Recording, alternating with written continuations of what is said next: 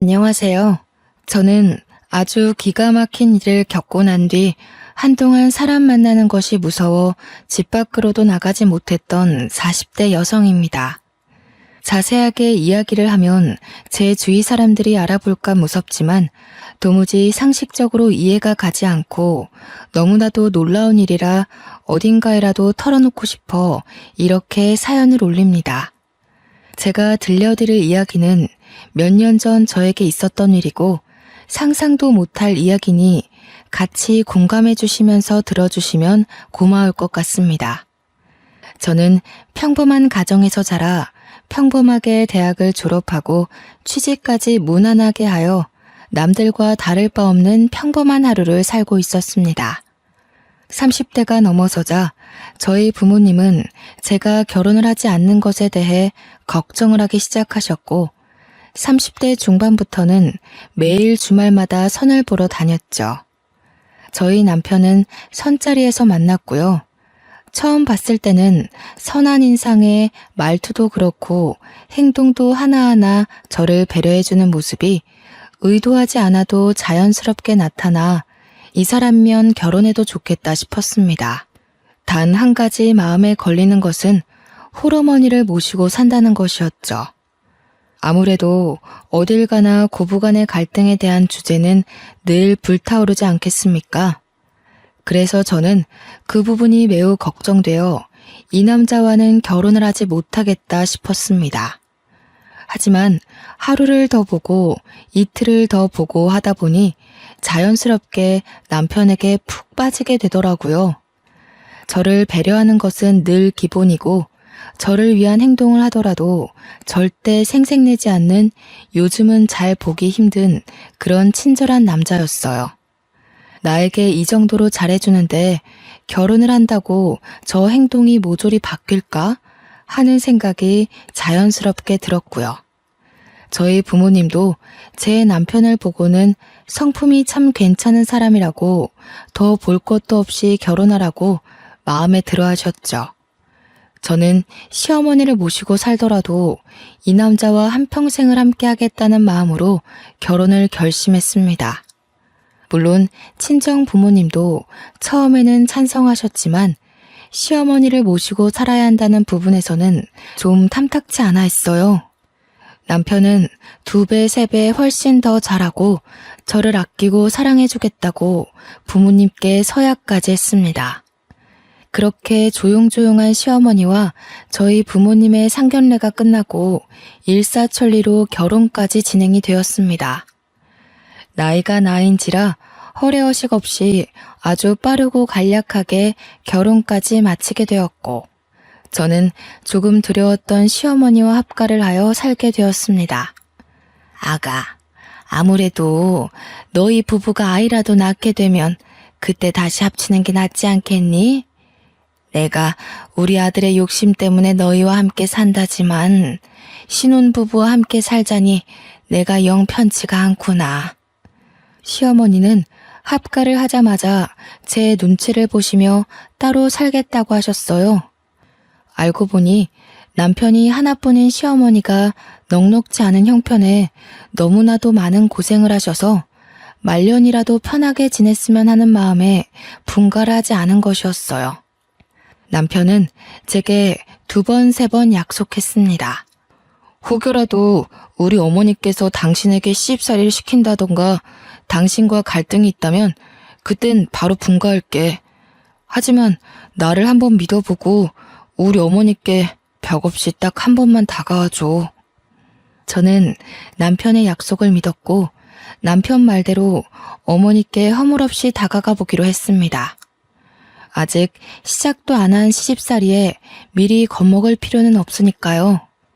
하지만 제가 겁을 먹은 것이 아주 멍청한 행동이었다는 걸 증명하듯 시어머니께서는 정말 제 손에 물 한 방울 안 묻게 해주셨습니다. 저나 남편이나 둘 다 맞벌이였기 때문에 점심은 밖에서 먹는다고 쳐도 저녁만큼은 꼭 집에서 먹기로 약속하였는데 항상 퇴근하고 오면 진수성찬이 차려져 있었어요. 매번 이렇게 차리시는 게 힘들겠다 싶을 정도로 어머님의 손맛이 담긴 정성스러운 반찬이 어찌나 감동적이던지. 식사가 끝나고 제가 뒷정리라도 할라치면 시어머니께서는 제게 버럭하셨어요. 그 귀한 손을 물을 왜 묻혀? 그렇게 쓰는 손 아니다, 아가야. 내가 아직 정정하니 집안 살림은 내가 하게 해주련? 그래도요, 어머님, 설거지 정도는 제가 할 수 있는걸요. 바깥일 하고 와서 무슨 설거지를 한다고 그래. 우리 아들이 하면 모를까. 우리 아가는 들어가서 씻고 얼른 누워 자. 내일 아침에도 출근해야 하는데, 응? 가서 쉬어, 어서. 저는 어안이 벙벙할 정도로 공주님 대접을 받았습니다. 저희 친정에서도 저를 이렇게까지 대접해주지 않았었는데 말이에요. 남편은 저에게 오히려 어머님과 같이 사는 게 불편할 수 있는데 내색 한 번 안 해주고 고맙다면서 저를 더 아끼고 사랑해 주었습니다. 저는 이 모자의 사랑과 친절, 그리고 배려까지 한 몸에 받으면서 몸둘 바를 모를 정도로 행복한 하루하루를 보내고 있었어요. 저희 친정에서도 시댁 잘 만났다며 저희 집으로 시어머니 몸보신하시라고 각종 좋은 재료들을 보내주시고 시어머니는 그 재료들로 제게 사내 진미를 맛보게 해주시고요. 남편이 시어머니께 용돈이라도 드리면 그 돈을 차곡차곡 모아서 저 맛있는 거 사주신다고 밖에 나가 한아름 장도 보시고 저에게 잘 어울릴 것 같다면서 쑥스럽게 스카프를 내미시기도 하시고요. 정말 고부간의 갈등을 걱정했던 제가 죄송스러울 정도로 저를 아껴주셨습니다. 빨래며 청소며 주말에 쉬는 날 하려고 하면 이미 다 깨끗하게 정리되어 있어 건드릴 필요가 전혀 없었고요. 오히려 제가 뭔가를 자꾸 손대려고 하니까 시어머니께서 평일에 모든 정리를 다 해놓으시고는 주말에는 같이 놀러 가자고 하시더라고요.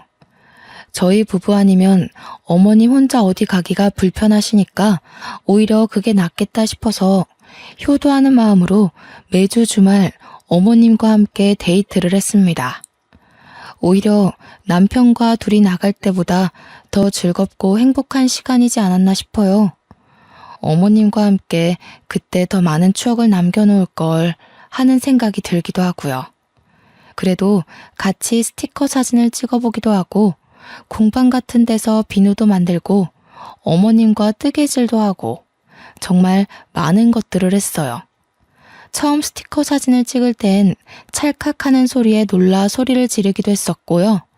사진의 얼굴이 죄다 잘려서 나와 여러 번 찍기도 했죠. 공항에서 만든 비누는 아까워서 사용도 못하고 아직까지 제 서랍에 보관 중이랍니다. 어머님과 뜨개질로 만든 조끼, 목도리, 가방, 셀 수 없이 많았죠. 정말 큰 사진관에서 우리 셋이 함께 찍은 사진은 큰 액자로 뽑아서 거실에 걸어두었고 어느 날은 손과 발을 본떠 금속 액자를 만들어주는 체험도 했습니다.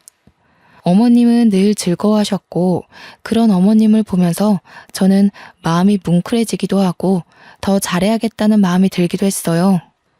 주위에서는 주말마다 시어머니 모시고 나가는 게 힘들지 않느냐고 물어보기도 했는데 저는 너무 즐거워서 금요일만 되면 주말에 뭘 할까 검색하느라 정신이 없었습니다. 손도장, 발도장, 액자를 만들고 온 날 어머님께서 또 용돈으로 드린 돈으로 제게 작은 귀걸이를 선물해 주셨어요. 어머님, 자꾸 제 선물 사지 마시고 우리 어머님 거 사셔요. 맛난 거 드시고 싶으시면 말도 해주시고 가지고 싶은 거 저도 선물해드리고 싶어요. 아가가 이렇게 나 데리고 놀러 다니는 것만으로도 충분한데 용돈 줘봐야 생활비 쓰는 건 너네 카드로 사용하고 내가 보험료 내는 거 말고 어디 돈 쓸 데가 있겠니? 어머님께 용돈을 드리면 일부는 꼬깃꼬깃 어딘가에 모아두셨다가 남편도 아닌 저를 위한 선물을 사주시곤 했는데 용돈의 대부분은 보험료 지불로 사용하고 계셨어요. 처음에는 무슨 보험이 13개나 있어서 너무 놀라 보험 사기라도 당한 건 아닌지 걱정을 하기도 했습니다. 알고 보니 어머님께서 보장 내역을 하나하나 살펴보시고 가입하신 거였어요. 내가 늘 입버릇처럼 말하지만 내가 죽으면 건물이라도 하나 상속해줘야 우리 자식들이 편한데 내가 가진 게 없어서 나 혼자의 몸으로 아들 하나 키워보니 돈이 얼마나 중요한지 뼛속까지 새겨지더라 아가야. 내가 죽어서 큰 돈이라도 남겨줘야 속이 시원하니 절대 내 보험만큼은 해지 말고 냅두거라. 시어머니의 마음이 너무나도 짠해 저는 절대 보험만큼은 건드리지 않기로 했죠. 그래도 남편과 결혼하고 나서 맞벌이로 차곡차곡 내 집 마련을 위한 저축도 하고 비상금도 모으고 어머님께 용돈을 드리는 부분이 전혀 부담되지 않은 선이었기에 괜찮았습니다. 직장 생활이라는 게 늘 고정급이 들어오니 어찌 보면 사업보다 훨씬 낫지 않겠어요? 안정적인 수업이 있다는 게 우리 가정에겐 참 행복이었습니다. 제가 딱 2개, 저희 시어머니와 살면서 불편했던 게 있다면 첫째는 알레르기 때문에 회를 전혀 드시지 못한다는 것. 저는 어릴 때부터 횟집 사장님과 결혼할 거라고 외쳤던 날생선 킬러였는데 어머님께서 알러지가 있어 날생선을 전혀 드실 수 없었습니다. 그래서 회사에서 점심때 초밥이나 회덮밥 정도 먹는 걸로 제 마음을 달래야 했죠. 결혼하고 딱 2번 남편이 어머님께 말씀드려 코스 요리로 회 요리를 먹으러 갔었네요. 그때도 어찌나 죄송하던지 어머님께 우동이나 덮밥 같은 다른 요리라도 드시면 되니까 같이 가자 했는데 둘이 데이트하라고 보내주시더라고요.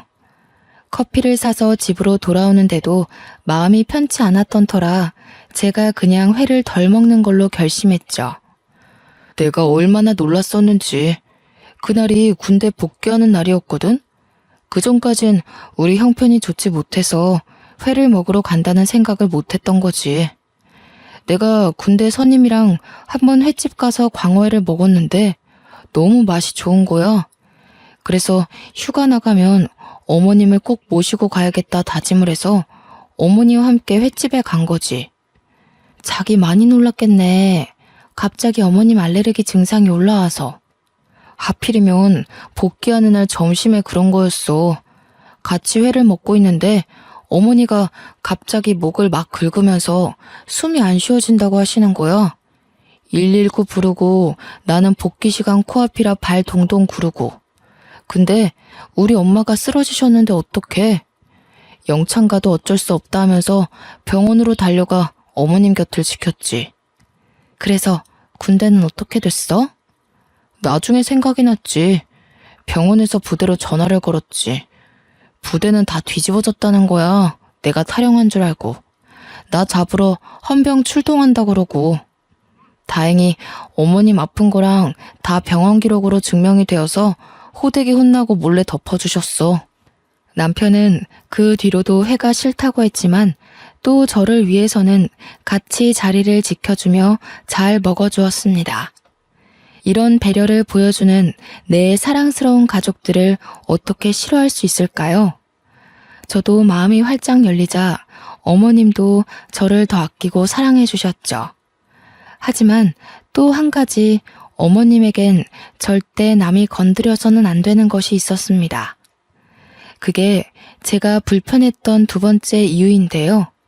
바로 애착이불이 없으면 잠을 못 주무신다는 것이었습니다. 아가야, 내 이불 못 봤니? 그거 너무 때 같아서 빨래하려고 세탁기에 넣어뒀어요. 안 된다. 그거 절대 빠는 거 아니야. 아가, 제발 내가 부탁했잖니. 다른 건 몰라도 내 이불만큼은 절대 건드리면 안 된다고 내가 그렇게 말을 했는데. 죄송해요, 어머님. 제가 깨끗하게 빨아드리려고 잘해보려고 한 건데. 다른 건 다 가져가도 좋고 버려도 좋은데 저 이불만큼은 절대 건드리면 안 된다. 알겠어? 저거는 내가 죽어서도 나랑 같이 묻어줘야 하는 내 귀중품이야. 저는 어머님의 화내는 모습을 처음 봐서 너무 놀라웠고 마음이 쿵 내려앉는 것 같았죠. 생전 저에게 화 한 번 낸 적 없던 어머님이셨는데 애착이불과 관련해서는 항상 저에게 히스테릭한 모습을 보여주셨어요. 여행을 갈 때는 당연하고 어딜 가더라도 잠이 들 땐 꼭 애착이불을 늘 품에 지니고 계셨습니다. 저는 솔직히 너무 너덜너덜하고 꼬질꼬질한 더러운 애착이불을 깨끗하게 한번 삶기라도 했으면 했지만 제가 이런 소리를 하면 어머님께서 버럭하셨기 때문에 결국 포기했어요. 아가야, 내가 늙어서 그런지 아주 머리털이 몽땅 다 빠지려나 보다. 내 이불에도 머리카락이 얼마나 붙던지. 이러다가 대머리 되면 어쩌지? 어머님, 제가 탈모 샴푸라도 하나 가져다 놓을게요. 저는 어머님께서 이불에 머리카락이 붙는다고 하셔서 애착 이불에다가 돌돌이라도 돌려 머리카락만 정리를 해드려야겠다 싶었습니다.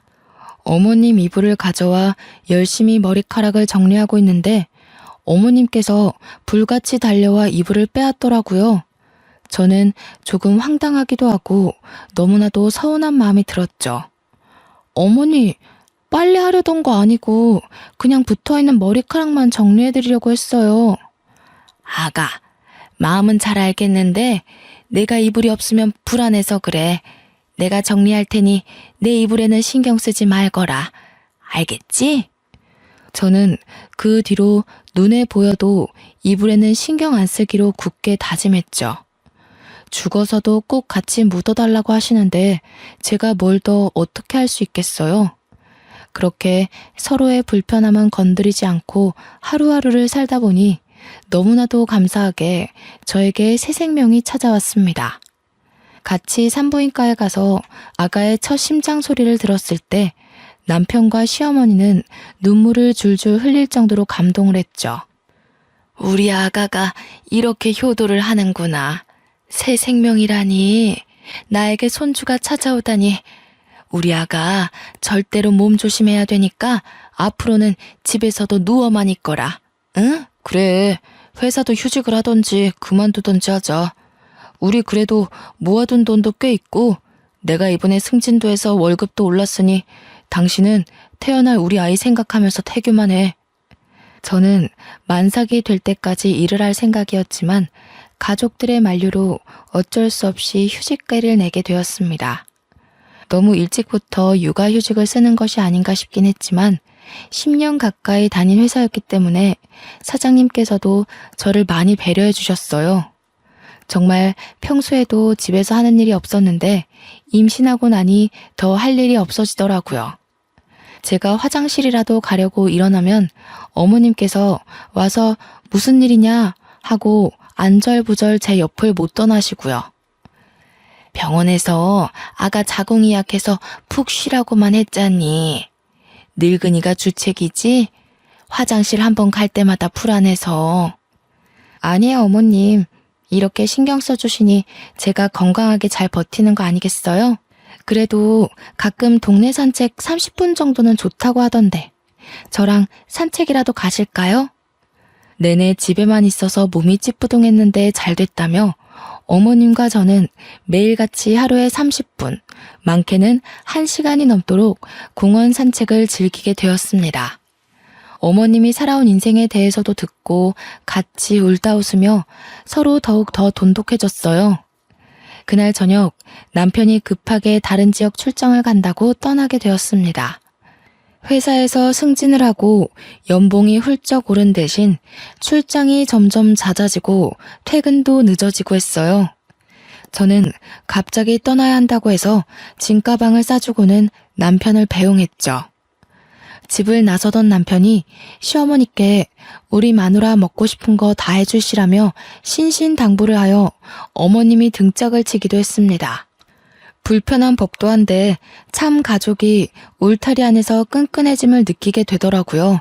그러다 문득 밤에 여는 포장마차에서 파는 순대볶음이 너무나도 먹고 싶은 거예요.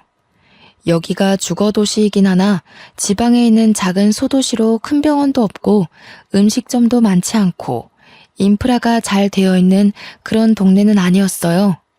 야식 배달도 안 되는 동네 밖을 조금만 나가면 있는 포장마차에서 파는 순대볶음이 정말 매콤하고 맛있었거든요.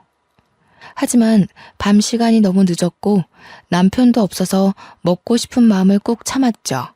차를 타고 가면 5분 거리인데 걸어가려고 하면 구불구불 비포장도로 같이 횡단보도도 길을 건너야 해서 밤에는 위험했습니다.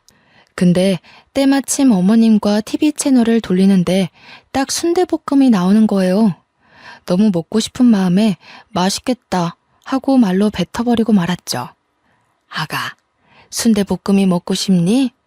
저 앞 사거리 지나서 포장마차촌에 팔지 않을까? 내가 다녀오마. 어머님, 밤길이라 너무 위험해요. 거기 가려면 횡단보도도 없는 비포장도로를 건너야 하는데 저 괜찮아요. 참을 수 있어요. 우리 손주가 먹고 싶다는데 어떻게 참니? 아가, 거기다가 네 남편이 하는 말 들었지? 먹고 싶은 거 다 해주라고. 내가 후딱 갔다 오마. 제가 여러 번 말렸지만 어머님은 듣지 않으셨어요. 같이 가자고 말했지만 야밤에 위험하다면서 혼자 성큼성큼 가시는 거예요. 저는 걱정이 되어 이러지도 못하고 저러지도 못하고 발만 동동 구르면서도 순대볶음 생각에 침이 절로 고였습니다. 하지만 늘 제 생각처럼 모든 일이 행복하게만 흘러가지 않더라고요. 정말로 제가 우려했던 대로 횡단보도가 없는 어둑한 길을 건너시다가 시어머니를 채 보지 못한 엄청나게 큰 냉동 탑차가 시어머니를 치고 말았습니다. 교통사고가 아주 크게 났고 결국 저희 어머님은 세상을 떠나시게 되었습니다. 처음 응급실에서 전화를 받았을 때 저는 아무것도 하지 못하고 멍하니 거실에 서 있었어요.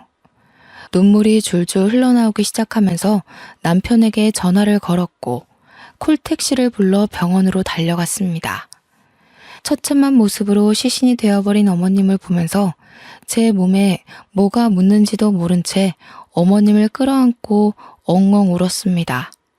출장을 나섰다가 연락을 받고 황급히 돌아온 남편은 제정신이 아닌 것처럼 보였습니다. 같이 어머님을 끌어안고 엉엉 울다가 병원 관계자들의 제지로 비켜서게 되었죠. 장례를 준비하고 염을 해야 하는데 저는 임신 중이니까 들어오지 말라고 하더라고요. 아무래도 시골 병원이다 보니 미신 같은 것도 다들 믿으시고 저는 그렇게 어머님 하시는 장면도 보지 못한 채 상복을 입고 장례를 치렀습니다. 힘들지? 임신한 몸으로 장례까지 치르려니. 들어가서 좀 쉴래?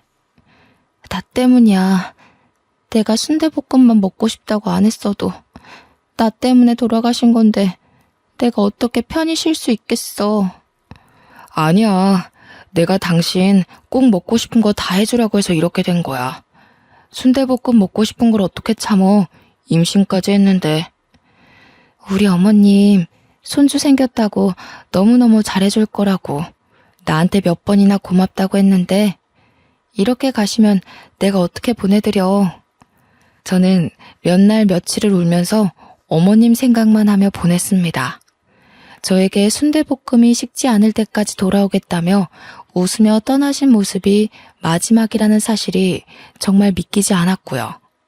결국 자책과 눈물을 반복하다 유산기가 보여 병원에 입원까지 하게 되었습니다. 무너져버린 남편은 제게 울면서 말했어요. 당신까지, 우리 아이까지 잘못되면 나 너무 힘들 것 같아. 제발 편하게 마음 먹고 쉬어, 응?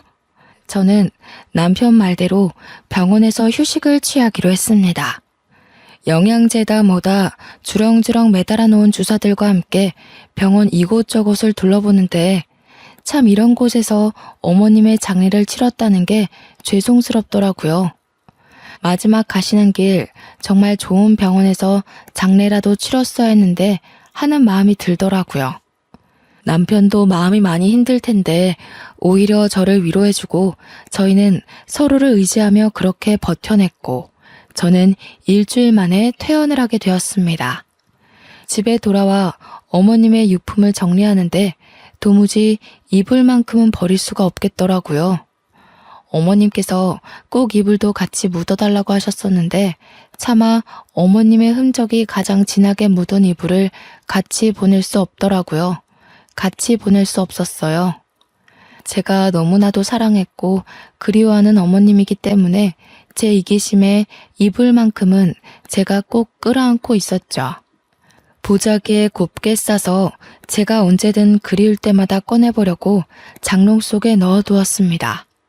그렇게 정신없이 하루 이틀을 보내고 있는데 보험회사에서 연락이 막 오더라고요. 어머님께서 살아생전 들어놓으셨던 생명보험들에서 사망신고가 접수되었으니 보험금을 수령하라는 연락이었어요. 남편 통장으로 모두 수령을 했고 그 금액에 저희는 2번 놀라고 말았습니다. 무려 20억가량의 보험금이 통장으로 들어온 거예요. 생전에 건물 한 채 못 물려주고 미안하다고 몇 번이나 제 손을 잡고 쓴웃음을 짓던 어머니께서 보험금을 이렇게 남겨주시다니 저는 또 한 번 눈물을 터뜨렸죠. 남편은 그동안 진심으로 어머니와 함께 행복한 추억을 만들어줘서 고맙다고 앞으로 행복하게 살자고 하더군요. 저희는 그렇게 새로운 출발을 결심했습니다. 하지만 그것도 잠깐이었어요. 아주 충격적인 일이 그 이후에 발생했습니다. 제가 임신 4개월에 접어들 무렵이었습니다. 집에 갑자기 누군가 찾아왔어요. 남편은 출근하고 없었고 친정 부모님은 여행을 떠나셨기 때문에 집에 찾아올 사람도 없어서 누군가 하고 인터폰으로 밖을 보니 어머님이 서 계신 게 아니겠어요. 저는 너무 놀라 소리도 지르지 못하고 멍하니 현관문 앞에 서 있었습니다. 얘야, 문 열어라. 장례까지 다 치르고 분명 강에 뿌려달라 하셔서 앞으로는 훨훨 여행 다니시라고 강에 뼈가루를 다 뿌리고 왔는데 죽은 시어머니가 문 앞에 서 있다뇨. 저는 놀라서 까무라칠 것 같았어요. 마음을 가다듬고 문을 여니 정말로 시어머니께서 저를 흘겨보고 계신 게 아니겠어요? 뭐가 이렇게 굼떠? 제게 확 쏘아붙이는 시어머니의 목소리까지 정말 제가 알던 그 어머님의 목소리와 똑같았어요. 저는 눈물을 줄줄 흘리면서 어머님을 꼭 끌어안아 보았습니다. 얘가 왜 이래? 이거 놔. 귀신인가 싶었지만 정말 살아있는 시어머님의 모습이었습니다. 행색이 조금 꼬질꼬질하긴 했지만 어디서 어떻게 돌아오신 건지 분명 사고당하여 병원에 사망 선고를 받았을 때도 제가 옆에 있었는데 말이죠. 아니 어머니, 이게 어떻게 된 일이에요? 분명 제가 장례까지 다 치렀는데. 얘가 내가 살아 돌아왔으면 감사합니다. 앞으로 잘하겠습니다 해야지 어디 말을 붙여? 그럼 내가 뭐 무덤에서 살아 돌아왔을까봐? 사고당해서 죽은 게 내가 확실해? 나 이렇게 살아있잖아. 시어머니께서 제게 호통을 치며 죽은 게 내가 맞냐고 하니 갑자기 혼란스러웠어요. 분명 제가 시체로 시어머니를 뵙긴 했지만 시신이 차에 심하게 깔려 훼손된 상태였고 저도 시어머니의 말을 들으니 제가 본 게 진짜가 맞는지 의심이 들었고요. 저는 남편에게 전화를 걸어 이 사실을 모두 말했고 남편은 헐레벌떡 집으로 돌아왔습니다. 시어머니와 똑같은 얼굴, 똑같은 목소리를 듣고 남편도 오열을 했고 저희는 시어머니의 말대로 시신을 착각해서 시어머니인 줄 알고 장례를 치렀다고 생각했어요. 어머니, 그동안 어디 계셨길래 3주가 넘도록 행방이 묘연하셨던 거예요? 내가 글쎄 말하자면 긴데 아무튼 사고를 좀 당해서 기억이 안 난다. 이제서야 겨우 기억이 나서 더듬더듬 집으로 찾아왔더니 내가 죽었다지 뭐냐? 배고픈데 뭐 좀 먹을 거 없니? 뭐라도 시켜 먹든 아니면 밥 좀 해와라. 며느리가 돼가지고 빠릿하게 움직이지 않고 못 배워먹은 것처럼 멍하니 그러고 있니? 제게 단 한 번도 싫은 소리를 한 적 없던 어머니께서 그런 말을 하시니 조금 놀라웠지만 사고를 당해 기억을 단편적으로 잃으셨다고 하시니 저도 별 의심 없이 밥을 차렸습니다. 생전에 어머님께서 좋아하시던 나물 반찬을 잔뜩 사와서 밥상을 차리니 젓가락을 탁 놓으시더라고요. 내가 배가 고파서 반찬 사오는 시간까지 기다렸는데 고작 나를 대접하는 게 나물 반찬이야? 어디 회라도 떠오는 줄 알고 기다렸더니 안 먹어. 저는 회를 찾는 시어머니에게 의문이 들었지만 3주 만에 다시 찾아오신 건데 고기라도 내어드렸어야 했다고 생각하면서 죄송하다고 했죠. 그 뒤로 저는 임신해서 점점 배가 불러오는 몸으로 어머님을 극진히 대접했습니다. 저에게 단 한 번도 시킨 적 없었던 속옷 빨래도 직접 하고 어머님 잠자리에 드실 자릿기까지 손수 준비했죠. 어머님은 당연하다는 듯 저의 대접을 받으셨지만 제가 임신 7개월쯤 되었을 때 저는 점점 의심이 들었습니다. 여보, 아무리 생각해도 이상해. 당신은 이상한 부분이 없어? 나도 조금 의심이 들던 참이야. 지난번에 횟감 떠왔더니 아무렇지 않게 드시는 거 봤지? 우리 어머니 알러지 때문에 생선회를 드시지 못한 분이셨어. 그것뿐만이 아니야. 내가 내 입으로 말하기 부끄럽지만 같이 살면서 단 한 번도 내게 일을 시키신 적 없던 어머니셨어. 근데 지금은 물까지 내가 떠다 드려야 돼.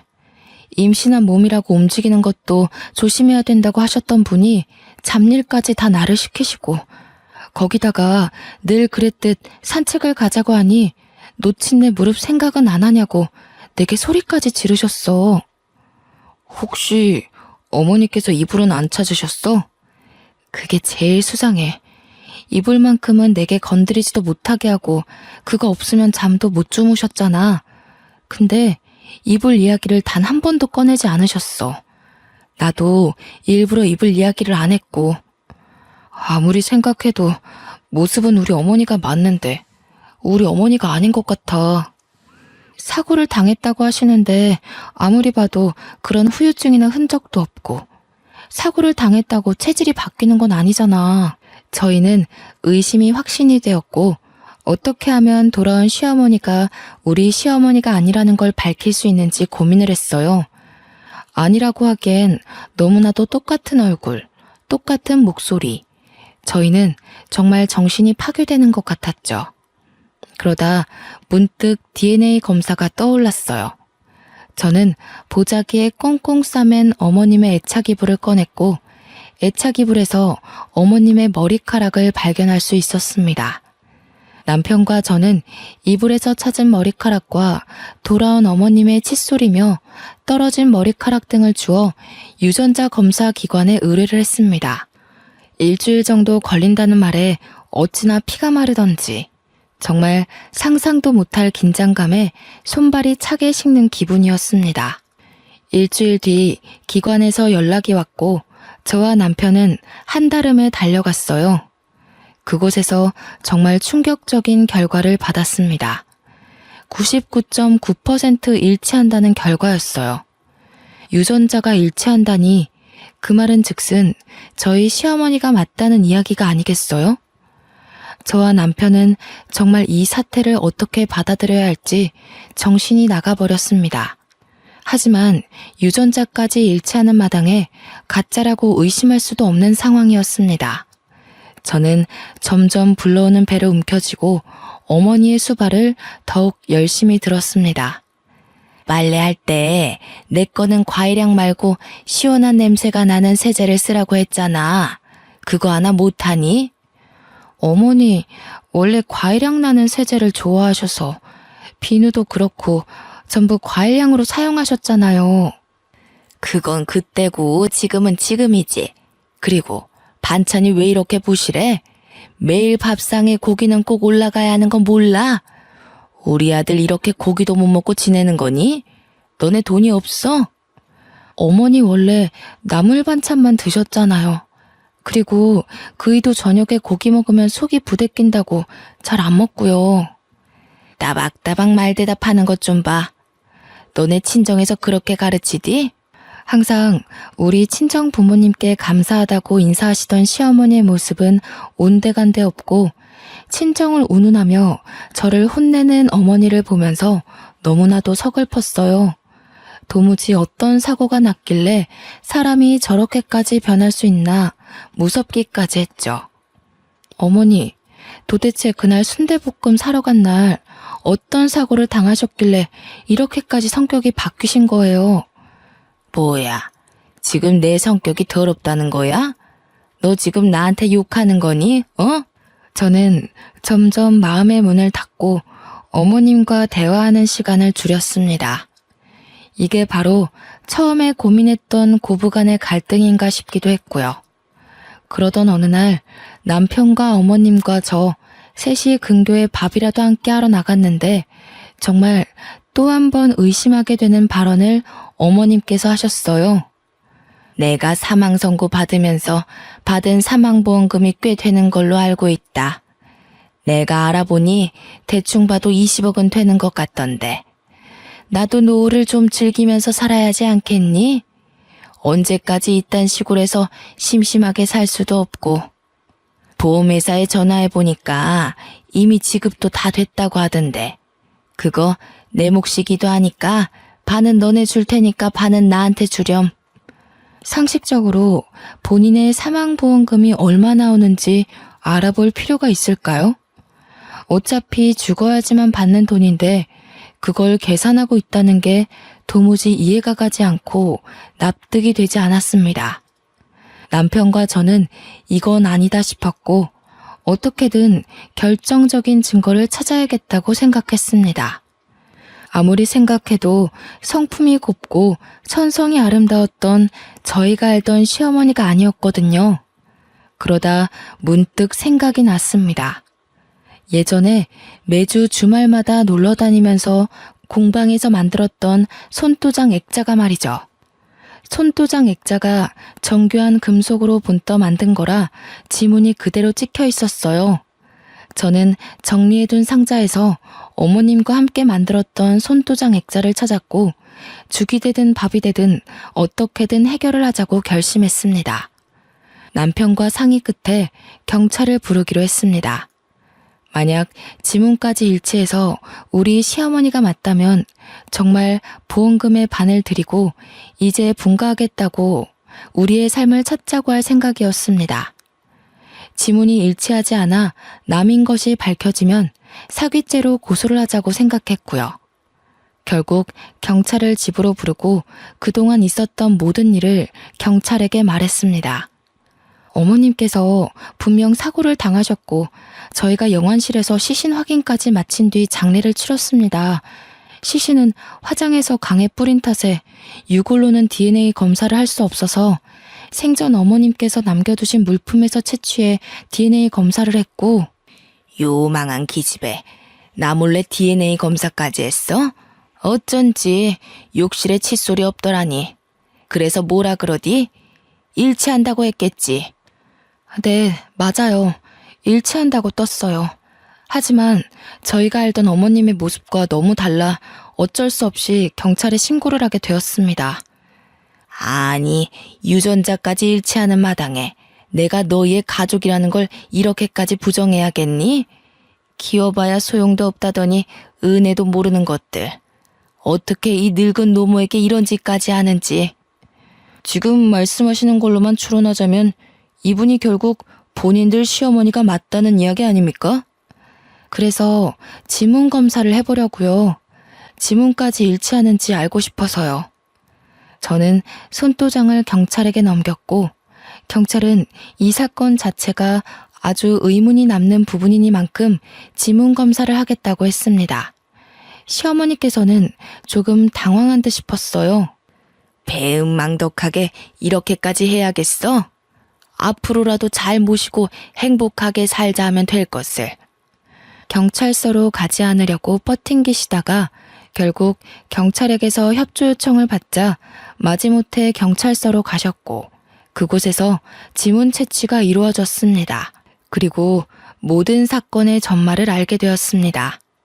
지금 지문이 일치하지 않는 것으로 판명되고 있습니다. 자세한 건 저분을 더 조사해봐야 할 것 같으니 내일 다시 연락드리겠습니다. 지문이 일치하지 않는다는 이야기였어요. 저희는 망치로 세게 얻어맞은 것 같은 충격을 받았고 일단 집으로 돌아가라는 경찰의 말에 남편과 함께 집으로 돌아왔습니다. 다음날 경찰에게서 모든 조사가 끝났다고 연락이 왔고 저와 남편은 한달음에 경찰서로 갔습니다. 시모의 행세를 하던 시모와 똑 닮은 사람은 유치장에 갇혀 있었고 저희를 노려보면서 고래고래 소리를 지르고 욕을 했습니다. 배은망덕한 것들! 거참 조용히 하시고요. 저희가 조사를 마친 결과 저 유치장에 계신 분은 가족분들의 시어머니가 아니라 돌아가신 분의 쌍둥이 언니로 밝혀졌습니다. 쌍둥이 언니요? 저는 어머니께 단 한 번도 쌍둥이 언니가 있다는 말을 들어본 적이 없습니다. 그도 그럴 것이 쌍둥이라 태어나자마자 언니분은 친척 집으로 입양을 갔던 걸로 기록이 되어 있습니다. 일란성 쌍둥이라 유전자까지 일치했지만 쌍둥이더라도 지문은 다르게 나오거든요. 이후에 저분이 여러 번 사기를 치고 돈을 빌리고 갚지 않고 도망다니는 생활을 해서 호적도 말소가 되어 있는 상태고요. 아마 친척 집으로 입양을 갔기에 가족관계 증명서에도 따로 기록된 부분이 없었을 겁니다. 그럼 저희 시어머니가 아니라 시어머니 언니고 시어머니 행세를 하여 금품을 갈취하려고 했다는 건가요? 네, 맞습니다. 어떻게 보험금을 노리고 들어온 것으로 보여지고요. 이미 전과가 여러 개 있어서 실형을 면하긴 어려울 것 같습니다. 명의도용 부분도 그렇고 금품을 갈취하려고 했던 증거도 발견되었습니다. 결국 시어머니 행세를 하던 시어머니의 쌍둥이 언니는 그렇게 허무하게 구치소에 수감이 되어 재판을 기다리게 되었습니다. 집으로 돌아와 짜릿해오는 배를 붙잡고 저는 어머님의 애착 이불을 끌어안고 엉엉 울었습니다. 돌아가셔서까지 이렇게 고통을 받아야 하나 싶어 너무나도 안쓰럽고 측은했어요.